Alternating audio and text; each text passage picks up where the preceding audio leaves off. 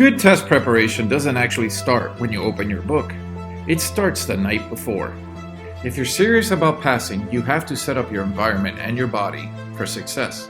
One of my favorite authors and mentor, Benjamin Hardy, wrote a book called Willpower Doesn't Work, which explains that lasting change isn't about trying harder. It's about designing an environment that makes success inevitable. Willpower alone won't cut it. Here's how I plan my day to get the most out of every study session. I use my Google Calendar, and instead of just blocking out random tasks, I actually organize my entire day around 3 core priorities: health, wealth, and love and happiness. This is a concept I borrowed and adapted to keep my life balanced even when studying for something as intense as the boards. The night before is where it all begins. My evening routine is between 8 and 9 p.m.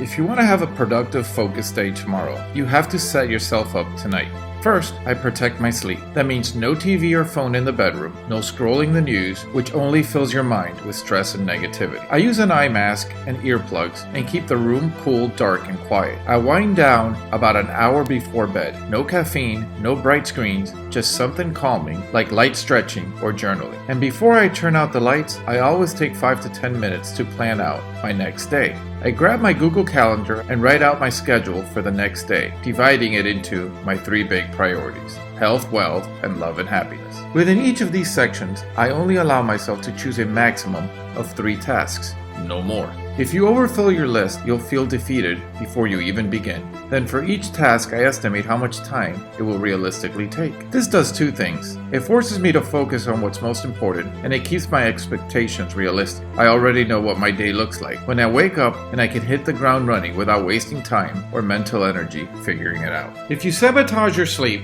you sabotage your ability to retain anything. Period. Wake up around 4 a.m. Why? Because this is when your willpower and focus are highest. Fewer distractions. At least 30 to 45 minutes of exercise by 5 a.m. Gym, running, or yoga. Physical movement increases blood flow to the brain, improves mood, and primes your focused work.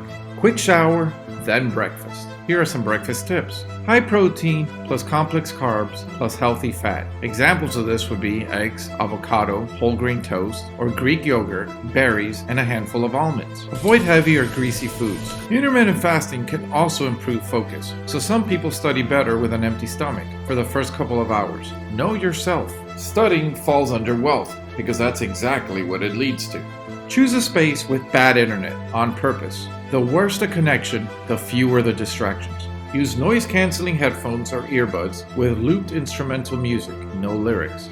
Declutter your desk. Only keep what you're working on in front of you. Ideal study time early in the morning, 6 to 10 a.m. This is your brain's peak alertness window. It's not about fighting distraction. It's about designing an environment where distractions are minimized by default. From Willpower Doesn't Work principle, you don't rise to the level of your goals. You fall to the level of your systems. You can't just try harder. You have to remove friction, temptations, and decisions. Build a predictable, repeatable daily rhythm that supports focus. Then you don't have to motivate yourself every day. If you've been trying to rely on grit and late night cram sessions, stop it. Start structuring your environment and your schedule to work for you, not against you. These small intentional habits make all the difference when you're chasing a big goal like passing the FNP boards.